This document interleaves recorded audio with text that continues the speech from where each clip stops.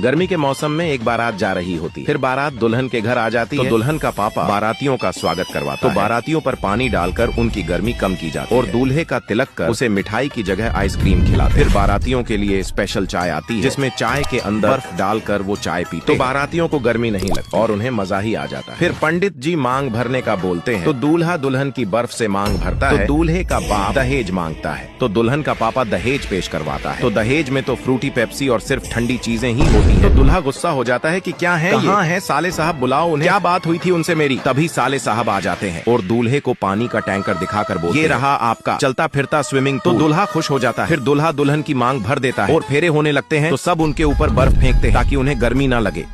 फिर खाने में बाराती दाल की सब्जी और बर्फ के बापले बड़े मजे से खाते हैं। फिर दूल्हा दुल्हन दहेज के स्विमिंग पूल में बैठ जाते हैं और दुल्हन की विदाई हो जाती है।